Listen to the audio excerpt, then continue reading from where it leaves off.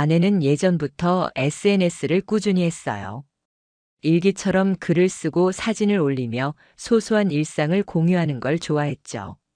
처음에는 그런 아내의 모습이 귀엽게 느껴졌어요. 하루하루를 기록하는 사람 같다고 해야 할까요? 그리고 그 모든 게시물엔 집안에서 찍힌 사진이 많았는데 주로 침실 거울 앞이나 욕실 세면대 앞에서 찍은 셀카들이었어요. 저는 딱히 신경 쓰지 않았습니다. 다정한 표정으로 찍은 아내의 얼굴은 늘 비슷했고 옷차림도 깔끔했고 배경은 익숙한 집안 풍경이라 전혀 이상할 게 없었어요. 그런데 문제는 그날이었어요. 정확히는 아내가 올린 한 장의 사진이었어요. 출장을 다녀온 뒤 아내와 인사를 나누고 소파에 앉아 휴식을 취하고 있었는데 문득 그녀의 SNS가 떠올라 한동안 못 본 게시물을 뒤적이게 되었죠. 그렇게 스크롤을 내리다 보니 딱 봐도 최근에 올라온 화장실 셀카 한 장이 눈에 들어왔어요. 처음엔 몰랐어요. 아무렇지도 않게 넘길 뻔했죠. 그런데 사진을 확대해 보다가 뭔가 이상하다는 생각이 머리를 스쳤어요. 셀카라 아내는 정면을 바라보고 있었는데 거울에 반사된 뒤편의 욕실 안쪽에 흐릿하게 무언가 보였어요. 정확히 말하자면 사람의 어깨쯤 되는 실루엣이었어요. 저는 순간 그게 제 모습일 수도 있다고 생각했죠. 하지만 이상했어요. 사진이 찍힌 날짜는 제 출장 둘째 날로 되어 있었거든요. 제가 그 집에 있을 수가 없었어요. 아무리 봐도 그건 제가 아니었어요. 어깨가 훨씬 넓었고 머리 스타일도 달랐고 무엇보다 그 시간에 저는 지방 호텔에 있었다는 게 확실했거든요. 아내에게 직접 묻는 건 이상하니까 저는 더 깊게 파고들기로 했어요. 먼저 사진의 데이터를 확인했어요. 찍힌 시간, 위치, 그리고 촬영 기기까지 전부 확인했죠. 위치는 분명 우리 집이었고 시간도 정확히 제가 없는 그날 오전이었어요. 이쯤 되면 그냥 우연이나 착각이라고 넘길 수 없는 수준이었어요. 그래서 저는 그날 이후로 아내의 SNS를 더 자주 들여다보게 됐어요. 기존 게시물도 전부 살펴보았고 확대해서 배경을 분석했어요. 우리 집 어디쯤인지, 아내가 어떤 옷을 입었는지, 사진이 찍힌 각도가 어떤지, 그렇게 한 장 한 장을 천천히 살펴봤습니다. 놀랍게도 그 거울 셀카 외에도 뭔가 이상한 구석이 보이기 시작했어요. 분명히 혼자 찍은 사진인데 테이블 위에 2개의 컵이 놓여 있었고 의자가 2개 살짝 밀려나 있었고 혹은 누군가의 손이 아주 가볍게 프레임에 스치듯 잡혀 있었어요. 처음엔 몰랐던 이 작은 단서들이 모이고 모이니까 하나의 큰 실마리가 되더라고요. 이건 우연도 아니고 착각도 아니었어요. 그리고 다시 그 화장실 사진으로 돌아갔을 때 저는 확신했어요. 저 뒷모습은 분명 아내 혼자서는 만들 수 없는 구도였다는 걸요. 당시 사진의 각도를 생각해보면 거울 속 인물이 들어오려면 누군가는 문을 열어둔 상태로 바로 앞에 서 있어야 했어요. 그것도 꽤 오랫동안 말이죠. 혼자 셀카를 찍다가 우연히 찍힌 게 아니라 마치 일부러 프레임에 넣은 듯한 위치였어요. 그제야 머릿속에서 경고등이 울리기 시작했어요. 저는 뭔가 이상한 세계로 들어선 느낌이었습니다. 이건 단순히 셀카에 찍힌 누군가가 문제가 아니라 그 뒤에 감춰진 감정과 관계, 그리고 숨겨진 무언가가 존재한다는 확신이 들었어요. 그 후로 저는 집에 있는 시간에도 조용히 관찰하기 시작했어요. 아내의 행동, 말투, 외출하는 패턴, 입는 옷의 종류까지 전부 기억하려 했어요. 그녀가 예전보다 향수를 자주 바르기 시작했고 외출 시간이 길어졌으며 핸드폰을 제 앞에서 거의 열지 않았다는 점도 눈에 들어왔어요. 예전엔 아무렇지 않게 보여주던 문자도 이제는 일 얘기하고 있어 같은 식으로 돌려 말하더라고요. 그 모든 게 쌓여서 저는 점점 잠을 이루기 어려워졌어요. 밤마다 거울 사진이 떠올랐고 거울 속 뒷모습은 점점 또렷하게 제 머릿속에 각인되었어요. 전혀 모르는 사람임에도 불구하고 그 사람의 존재감은 제 일상에 스며들고 있었습니다. 저는 서서히 감정이 뒤섞이기 시작했어요. 분노, 혼란, 그리고 두려움. 제가 믿고 사랑했던 사람, 제가 함께 가정을 꾸려온 사람이 이런 작은 조각 하나에서부터 무너질 수도 있다는 생각이 저를 무섭게 만들었습니다. 이건 단순한 오해가 아닐지도 모른다는 생각에 저는 어느 날부터 기록을 시작했어요. 날짜와 아내의 동선, SNS 업로드 시간과 실제 외출 시간, 옷차림과 사진 속 의상의 불일치, 이런 것들을 하나하나 적어 내려갔어요. 그리고 그게 바로 진실을 향해 가는 첫 번째 단추였습니다. 그날 이후로 제 눈은 달라졌어요. 같은 공간, 같은 시간인데 저는 예전처럼 무심히 지나치지 못했어요. 아내가 주방에서 컵을 꺼내는 모습, 현관에서 신발을 신는 뒷모습, 그런 아주 사소한 장면들조차 이제는 의심의 눈길로 바라보게 되었어요. 그렇게 제 일상은 점점 뒤틀려 가고 있었습니다. 주말이었어요. 평소처럼 아내는 친구 만나고 올게라는 말만 남기고 외출을 했습니다. 메이크업은 이전보다 훨씬 신경 쓴 티가 났고 머리도 새로 말아 올렸더라고요. 옷차림은 깔끔했지만 묘하게 평소보다 더 단정했어요. 그리고 특히 신발이 말이죠. 평소에는 편한 운동화만 신던 사람이 이날은 굽이 있는 구두를 신더라고요. 그것도 아주 예쁜 디자인의 낯선 구두였어요. 제가 한 번도 본 적 없던 겁니다. 불쑥 제 안에서 뭔가가 끌어올랐습니다. 마치 제 등을 누르고 있던 무언가가 다시 날카롭게 찌르는 느낌이었어요. 저는 얼른 옷을 챙겨 입고 몰래 아내를 따라 나섰습니다. 택시는 부르지 않았고 아내가 걸어가는 방향을 일정 거리 두고 따라갔어요. 심장이 터질 듯 뛰었지만 절대로 들켜선 안 된다는 생각뿐이었습니다. 아내는 집에서 약 20분 거리의 조용한 골목길로 들어섰고 결국 한 건물 앞에서 멈췄습니다. 라이프 공유 오피스. 작은 사무실 공간을 대여해주는 곳이었어요. 아내가 이런 곳에 들어가는 건 생전 처음 보는 광경이었습니다. 저는 30분 정도 건물 밖을 서성이다가 아무렇지도 않게 관리실을 찾았습니다. 여기 잠깐 볼 일이 있어서요라는 말로 얼버무리며 사무실 목록을 확인했죠. 아내의 이름은 없었지만 눈에 익은 번호 하나가 눈에 들어왔습니다. 바로 그 키였어요. 예전에 집에서 우연히 발견했던 작은 열쇠. 어디에도 맞지 않았던 그 키의 번호가 이 건물 사무실 번호와 정확히 일치했어요. 머릿속이 멍해졌어요. 퍼즐 조각이 맞춰지는 그 순간 저는 그 자리에 얼어붙은 사람처럼 서 있었습니다. 아내는 이 오피스에서 뭔가를 숨기고 있었어요. 저는 그때부터 매주 토요일 아내의 외출을 따라다녔습니다. 그리고 놀랍게도 매주 같은 시간 같은 장소, 아내는 늘 그 공유 오피스에 들어갔어요. 누군가와 통화라도 하는 듯이 핸드폰으로 웃으면서 이야기한 뒤에요. 그날 밤 저는 아내가 잠든 틈을 타 다시 열쇠를 꺼냈습니다. 그녀의 가방 안쪽 주머니 깊숙이 있던 그 키는 아주 익숙한 감촉이었고 손에 쥐는 순간부터 손바닥이 떨리더라고요. 저는 마음을 단단히 먹고 다음 날 아침 공유 오피스로 향했습니다. 휴일이라 조용한 건물, 경비도 없었고 엘리베이터도 멈춰 있었어요. 저는 계단으로 3층까지 올라가 열쇠를 꽂았고 문이 열리는 그 순간 숨이 멎는 줄 알았어요. 방 안에는 조명이 켜져 있었고 깔끔하게 정리된 인테리어 속에 낯선 향기가 풍겼습니다. 뭔가 익숙한 듯 낯선 냄새, 아내가 쓰던 향수였어요. 그런데 그 향이 너무 강해서 어지러울 정도였어요.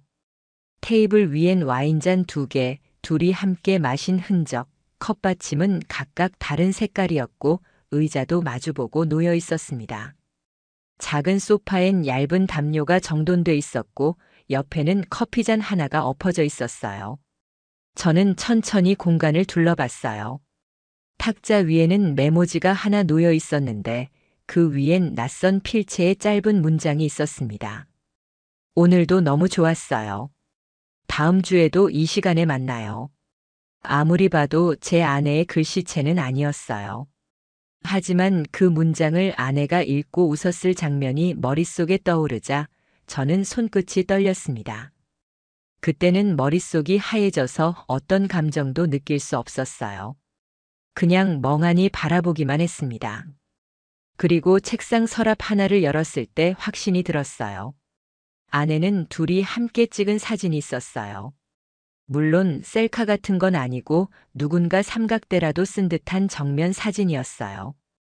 사진 속 아내는 활짝 웃고 있었고 그 옆에 서 있는 남자는 아예 처음 보는 사람이었어요.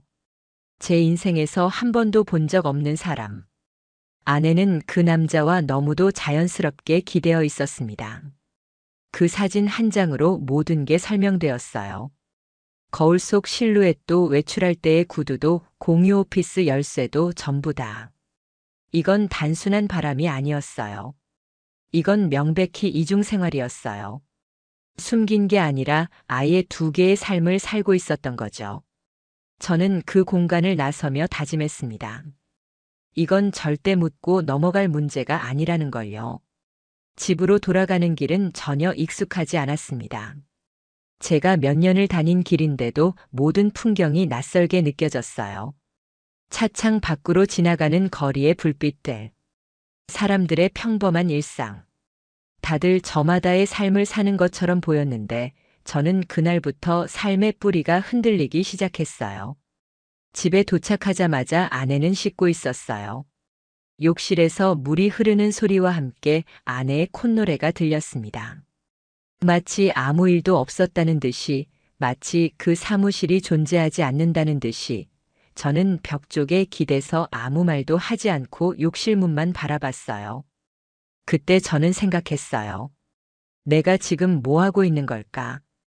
왜 아무 말도 못하고 이러고 있는 걸까?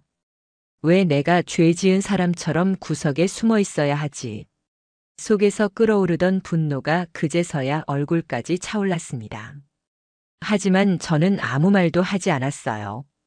아내가 욕실에서 나와 피곤하니까 먼저 잘게라고 말하며 방으로 들어가던 그 순간에도 저는 응, 푹 자라고 대답했어요. 제 목소리는 너무도 차분했지만 그 뒤에 숨겨진 감정은 너무나 복잡하고 지독했어요. 며칠이 지났습니다. 저는 아내의 휴대폰을 몰래 확인하기 시작했어요.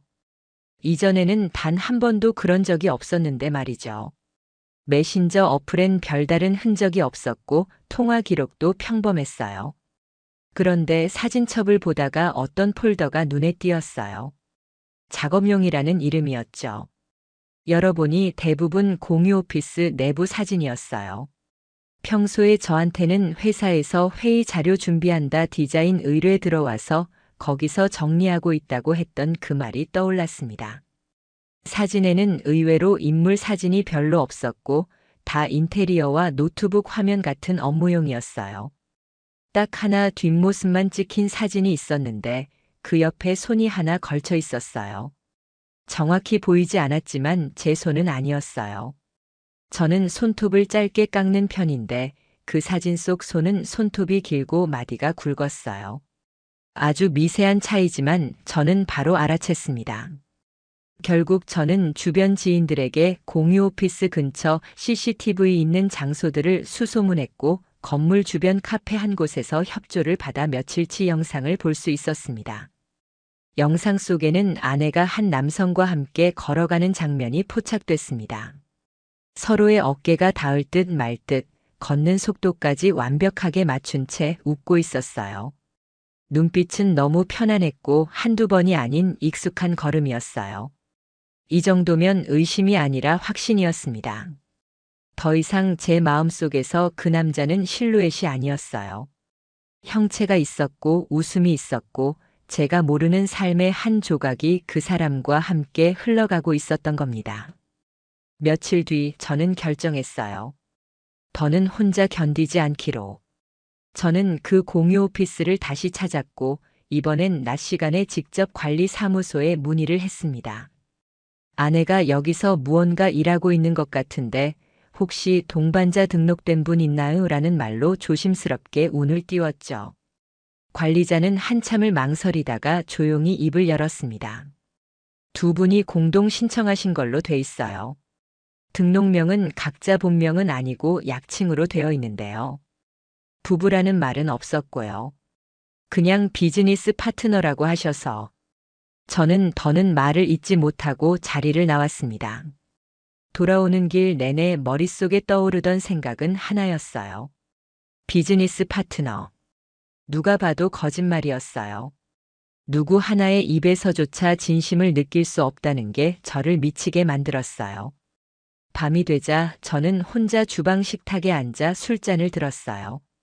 평소에는 잘 마시지도 않던 술이었지만 그날따라 목이 너무 타서 견딜 수가 없었어요. 제 옆에는 아내가 놔두고 간 노트북이 있었고 저는 무심코 화면을 켰어요. 잠금 설정은 돼 있지 않았습니다. 메일함을 열었을 때 저는 또 한 번 무너졌어요. 메일 제목엔 이렇게 쓰여 있었어요. 어제도 즐거웠어요. 당신이 있어서 다행이에요. 내용은 짧았지만 감정이 고스란히 담겨 있었어요. 당신이 있어서 내가 숨 쉴 수 있어요. 이 관계가 들킬까봐 두려워요.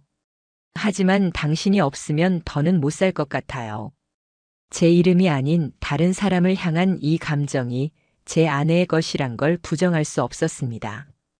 그날 밤 저는 혼자 방 안에서 이불을 껴안고 웅크리고 있었습니다. 웃기죠. 피해자는 접니다.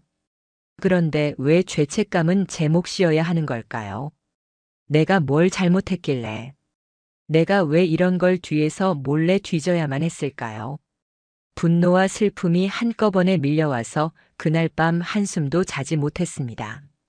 아침이 밝았고 아내는 언제나처럼 평온한 얼굴로 식사를 준비하고 있었습니다.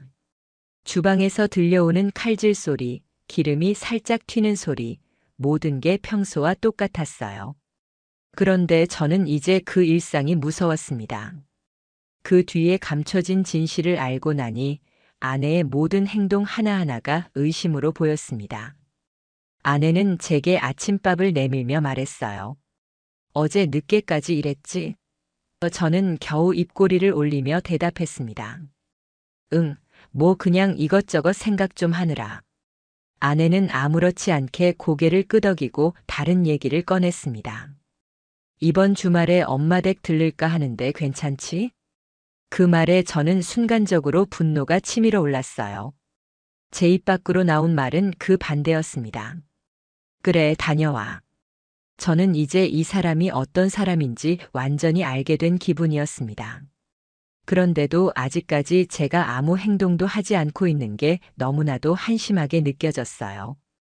며칠이 지나고 저는 변호사를 찾아갔습니다. 증거를 보여주자 변호사는 굳은 표정으로 말했어요. 이 정도면 민사소송으로도 충분히 유리합니다.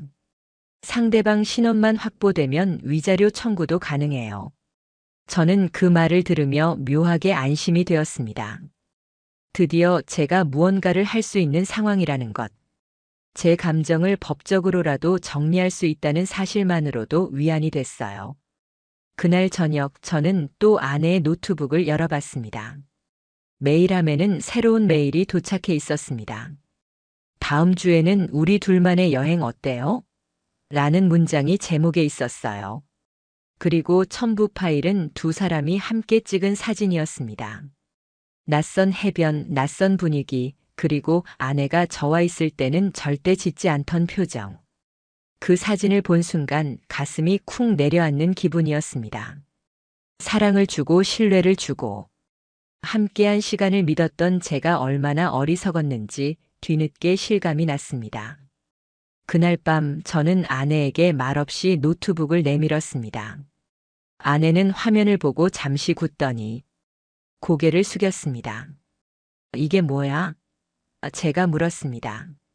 목소리는 떨렸지만 눈빛은 분명했습니다. 아내는 대답하지 않았습니다. 정적이 감돌았고 저는 다시 물었어요. 설명 좀 해봐. 뭐야 이게? 아내는 결국 입을 열었습니다. 미안해. 실수였어. 그냥 감정적으로 흔들렸던 거야. 저는 그 말을 듣고 피식 웃음이 나왔습니다. 실수? 이게 실수? 정기적으로 공유 오피스를 함께 사용하고 매일 주고받고 함께 여행 계획까지 세운 그 모든 게 실수라고. 그 순간 저는 깨달았습니다. 더는 회복할 수 없는 지점에 도달했다는 걸요. 신뢰는 깨졌고 감정은 다 식었고 남은 건 배신과 상처뿐이었습니다. 저는 말했습니다. 이건 실수가 아니야. 너는 계획했고 행동했고 그걸 유지했어. 그게 너야. 아내는 조용히 울기 시작했습니다. 그 울음이 저를 더 화나게 만들었어요. 마치 자기가 피해자인 것처럼, 마치 자신이 억울한 것처럼. 저는 그날 밤 가방을 챙겨 집을 나왔습니다. 차 안에서 멍하니 시간을 보내다가 결국 모텔에 들어가 하룻밤을 묵었어요. 너무나 피곤했는데도 잠은 오지 않았습니다. 눈을 감으면 아내의 웃는 얼굴, 메일 속 문장들, 사진 속 두 사람의 다정한 모습이 머릿속에서 떠나질 않았어요. 다음 날 저는 변호사에게 연락해서 소송 진행을 본격적으로 시작하자고 했습니다. 더 이상 시간을 끌 이유가 없었어요. 저는 아내의 핸드폰 문자, 이메일, 공유 오피스 신청 기록 등을 정리해서 모두 전달했고 변호사는 절차대로 잘 진행하면 충분히 이길 수 있습니다라고 말했습니다. 하지만 저는 이기고 지고의 문제가 아니었습니다. 이 결혼 생활은 이미 무너졌고 저는 그 폐허 속에서 살아남으려고 몸부림치고 있었어요. 이혼 소송이 진행되면서 저는 이전보다 더 바빠졌습니다. 변호사와 연락하며 증거를 정리하고 절차에 필요한 서류를 하나하나 준비했어요. 그런데 이상하게 마음이 더 공허해졌습니다. 누군가의 잘못을 밝혀내고 내가 옳았다는 걸 입증하면 마음이 편해질 줄 알았는데 전혀 그렇지 않았어요. 그날 이후로 저는 집에 들어가지 않았습니다. 그 집은 이제 더 이상 제 공간이 아니었거든요. 매 순간 거기서 무슨 일이 있었는지 떠오르니까요. 거실의 소파, 주방 식탁, 심지어 우리 침대, 그 위에서 어떤 말이 오갔을지, 어떤 표정을 지었을지. 그런 상상이 저를 미치게 만들었어요. 아내는 몇 번이나 전화를 걸어왔습니다. 우리 다시 얘기하면 안 될까?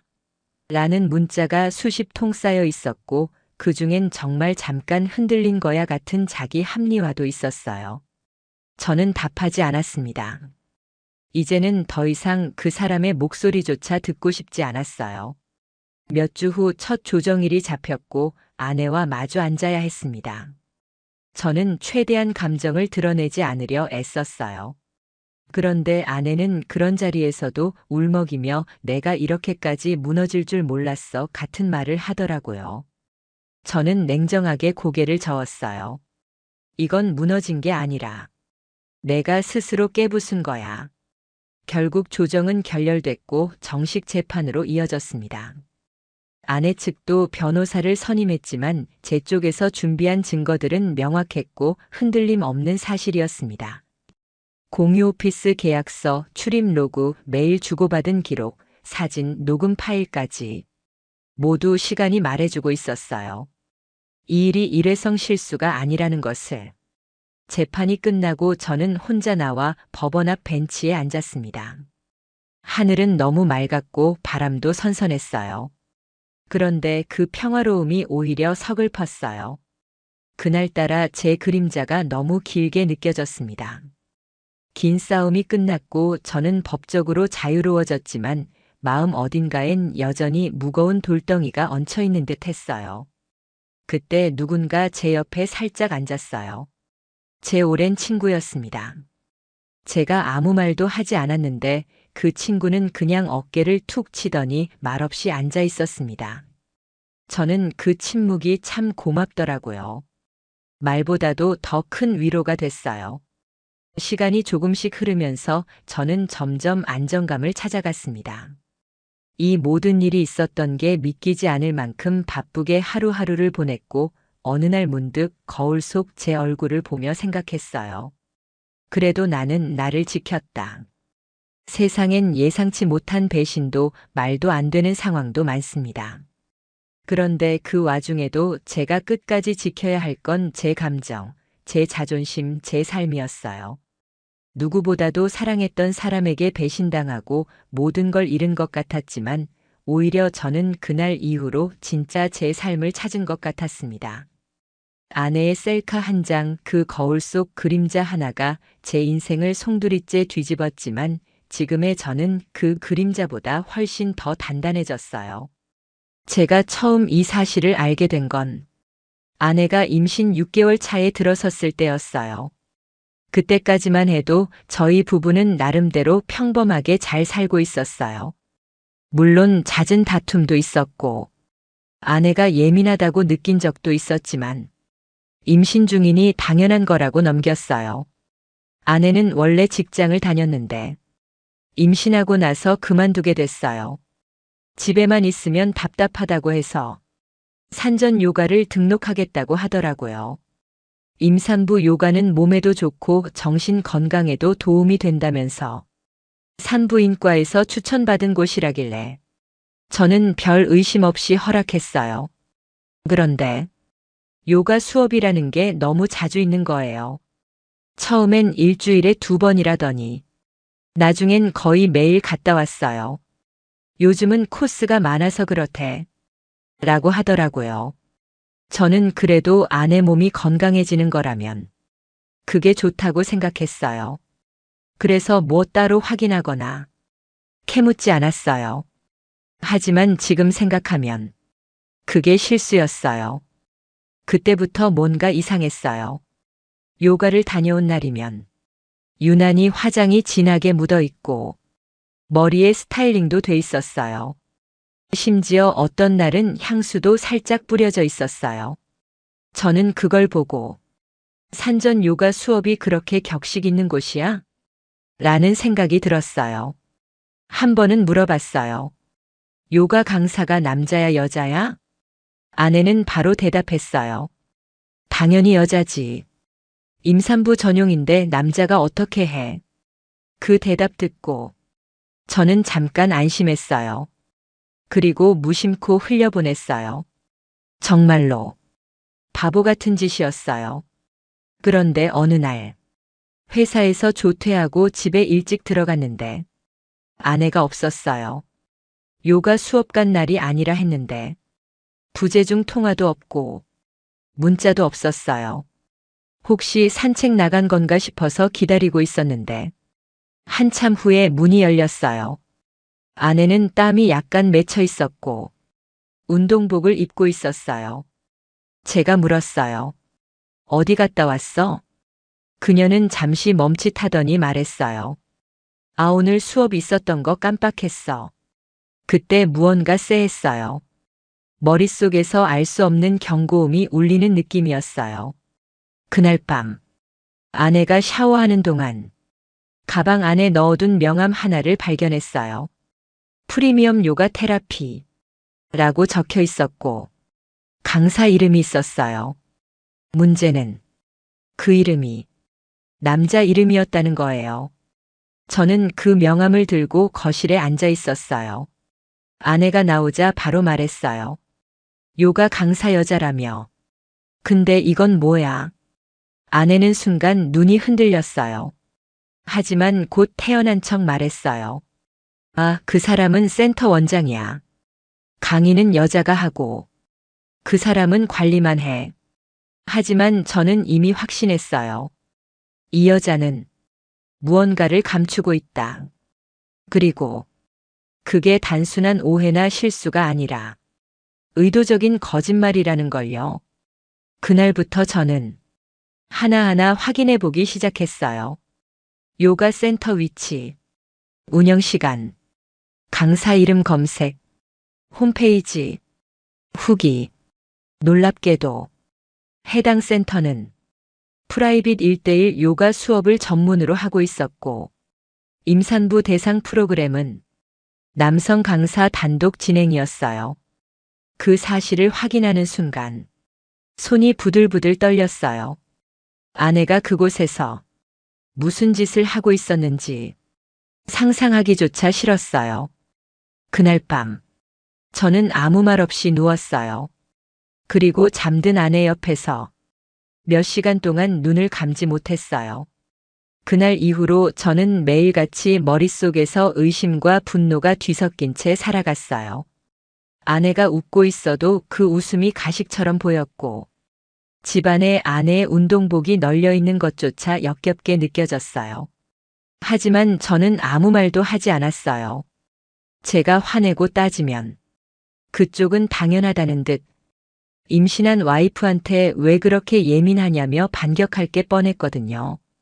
그래서 저는 증거부터 모으자. 그렇게 마음먹었어요. 그게 이성적으로 판단한 첫걸음이었어요. 먼저 아내가 말한 요가 센터. 직접 방문은 무리라 판단했고, 센터 근처에서 몇 차례 퇴근 후 잠복했어요. 퇴근하고 6시에 도착해 차 안에서 커피 마시며 사람들 구경했죠. 처음 며칠은 아무것도 없었어요. 그런데 사흘째 되는 날, 그 인간이 나타났어요. 제가 본 남자, 잘생겼다거나 호감 간다기보다 딱 봐도 여자들을 상대로 영업하는 스타일이었어요.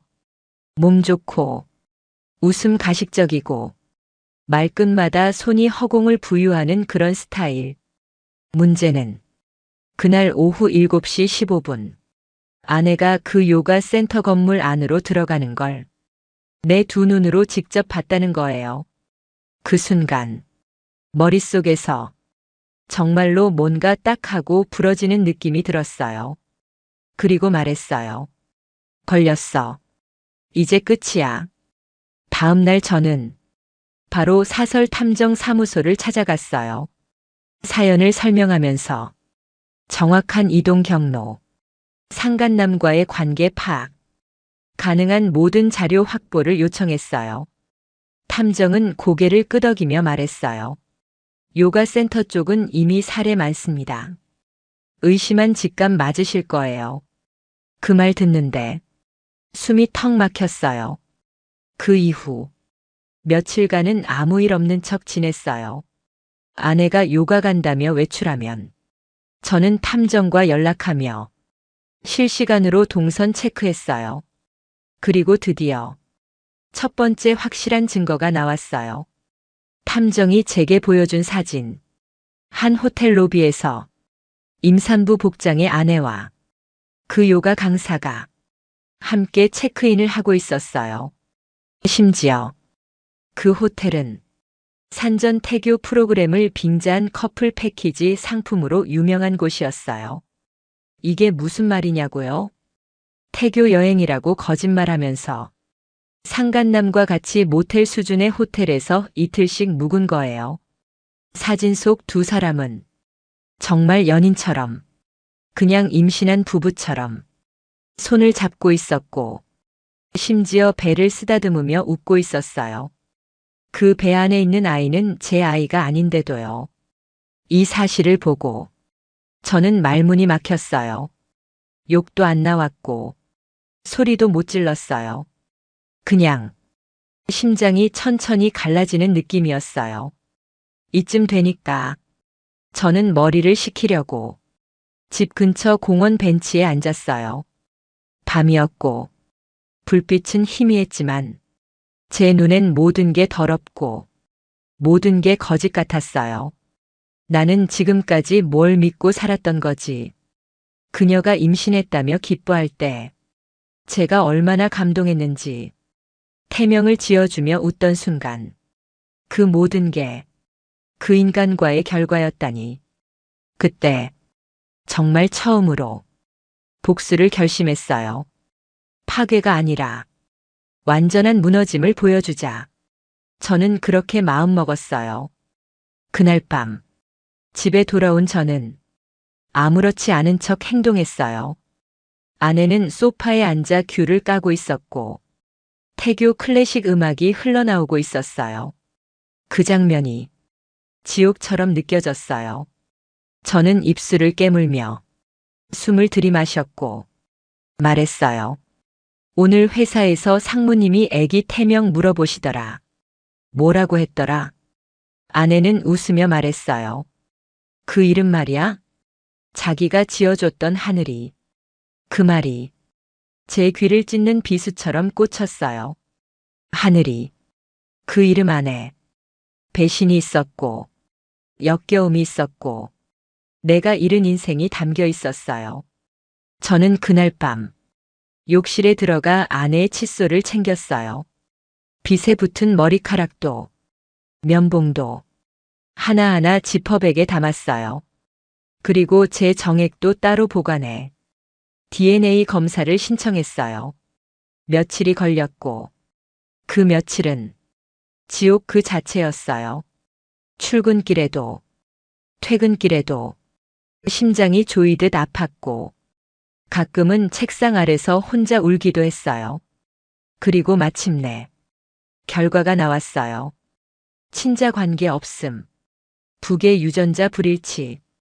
검사지를 든 순간 저는 웃음이 나왔어요. 정확히 말하자면 비명을 삼킨 듯한 웃음이었어요. 입꼬리는 올라가는데 눈에서는 눈물이 흐르고 있었어요. 이제부터는 감정이 아니라 법으로 움직일 차례였어요. 바로 변호사를 찾았어요. 가정법 전문, 상간소송 경험 많은 곳으로 제일 후기가 많은 변호사를 선택했어요. 상담실에 앉아 정황을 다 이야기하자. 변호사는 말문이 막혔더라고요. 지금까지 진행된 케이스 중 이렇게 명확한 구조는 처음입니다. 라고 말했어요. 저는 그날 DNA 검사 결과, 탐정이 제공한 사진, 호텔 이용 내역, 요가 센터 자료, 아내의 문자 내역, 모든 걸 파일로 넘겼어요. 그 중에서도 결정적이었던 건 카톡 백업 파일이었어요. 제가 아내 몰래 그녀의 아이클라우드에 접속해 백업된 카톡 대화를 추출했어요.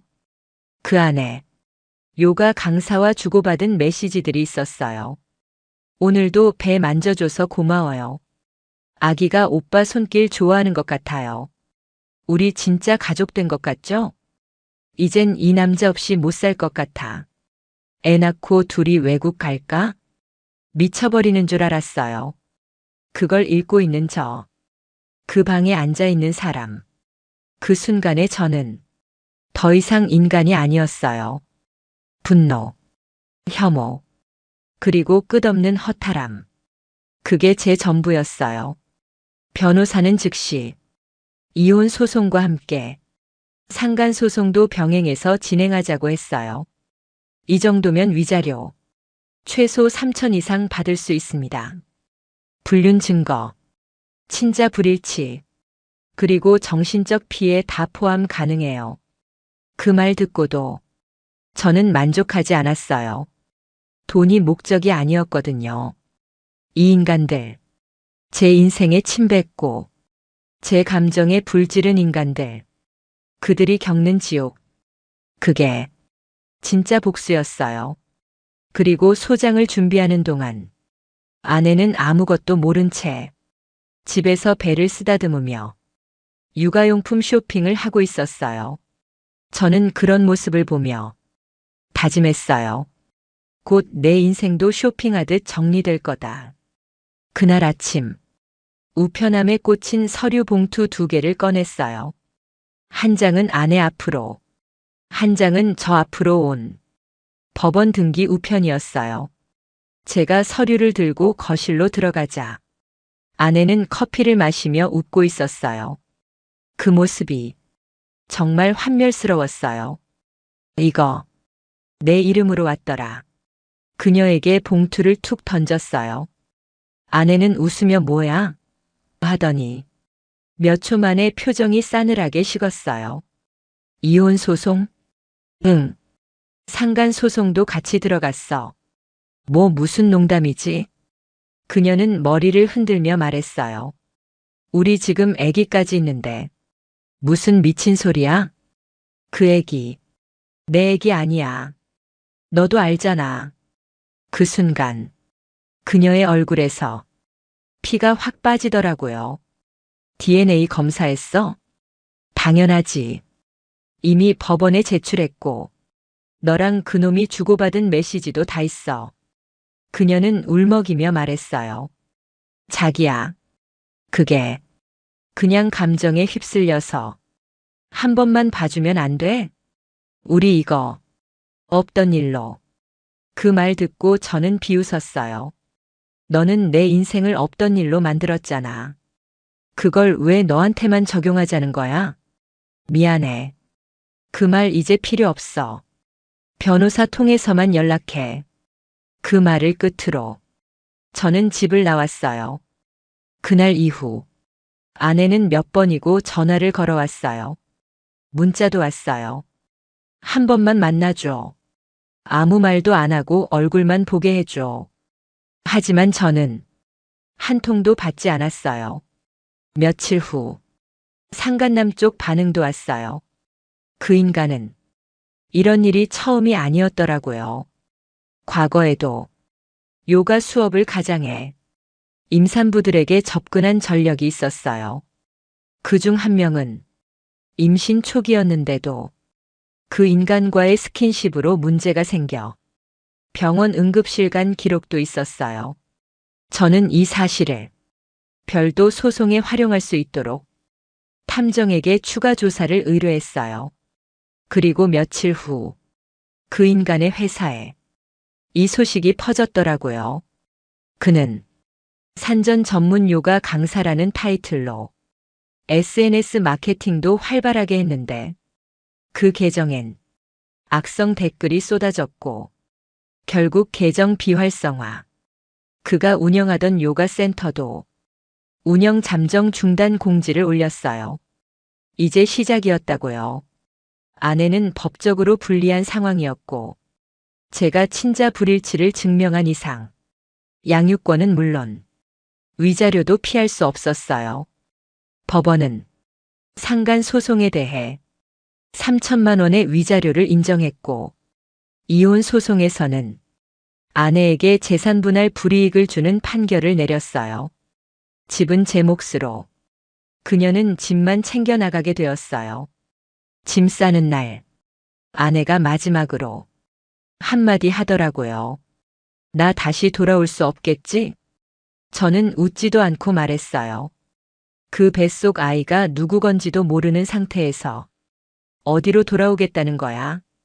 그녀는 울며 현관을 나섰고 그게 제가 본 마지막 얼굴이었어요.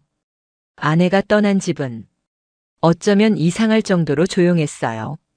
그동안 짐작도 못했던 거짓말들과 불륜의 흔적들, 그리고 그 모든 것들이 남겨진 공간이었는데도 막상 그녀가 사라지니까 기이할 정도로 평화로웠어요. 현관에 들어서면 들리던 그녀의 발소리, 식탁 위에 어지럽게 놓인 태교책, 냉장고에 붙어있던 초음파 사진들, 모두 사라졌어요. 정리된 건 집이 아니라 제 감정이었어요. 처음엔 울지 않았어요. 화를 낼 힘도 없었고 울 일도 아니라고 생각했어요. 근데 혼자 밥을 먹다가 그릇에 숟가락을 탁 놓는 순간 눈물이 흘렀어요. 나는 왜 이런 일을 당해야 했을까? 정관 수술까지 한 사람입니다. 서로 계획했던 거였어요. 책임지고 아이 하나만 키우자. 우리는 서로 약속했던 사이였어요. 그런데 그녀는 그 약속을 너무도 가볍게 깨버렸어요. 그 배신감은 무슨 말로도 설명이 안 됐어요. 몇 달이 지났어요. 요가 강사는 SNS에서 완전히 사라졌고 다른 피해자들까지 추가로 나타나면서 고소를 당했다는 얘기도 들었어요. 그는 교묘하게 법망을 피해가려 했지만 이미 그의 명성은 끝났어요. 요가 센터는 폐쇄됐고 그 이름만 들어도 구역질 난다는 평이 붙었어요. 아내는 출산을 앞두고 지방으로 내려갔어요. 그 아이를 낳을지 어떻게 키울지는 모릅니다. 제 아이가 아니니까 알 바도 아니었어요. 가끔은 생각났어요. 저 태동을 느끼며 웃던 그녀의 표정. 그 미소조차 이제는 조작된 거짓이었을까? 그런 생각이 들기도 했어요. 하지만 더 이상 괴롭지 않았어요. 왜냐면 저는 그 지옥에서 제 발로 빠져나왔으니까요. 이제는 새로운 삶을 살고 있어요. 회사에서는 프로젝트 성과가 좋아 팀장으로 승진했고 새로 시작한 취미로 주말마다 등산을 다녀요. 산에 올라 도시를 내려다보면 지금 겪은 모든 일이 작고 멀게 느껴져요. 그리고 누군가를 다시 만났어요. 그녀는 이혼 경험이 있었고 아이도 없었지만 누구보다 따뜻한 사람이었어요. 제 상처를 굳이 파헤치지 않았고 저를 있는 그대로 봐줬어요. 그녀 덕분에 다시 누군가와 손을 잡고 길을 걸을 수 있었어요. 어느 날 그녀가 말했어요. 지금 행복하세요? 저는 대답했어요. 지금은요. 진짜로 그래요. 행복해요. 그리고 그 말을 하면서 저는 처음으로 진짜 웃었어요. 복수는 끝났어요. 저는 그 사람들보다 더 잘 살기로 했고 그 약속을 지키고 있어요. 마지막으로 말하고 싶은 게 있어요. 정관 수술로 끝난 게 아니었어요. 그건 시작이었고 그 끝은 지금 이 순간 저의 미소였습니다.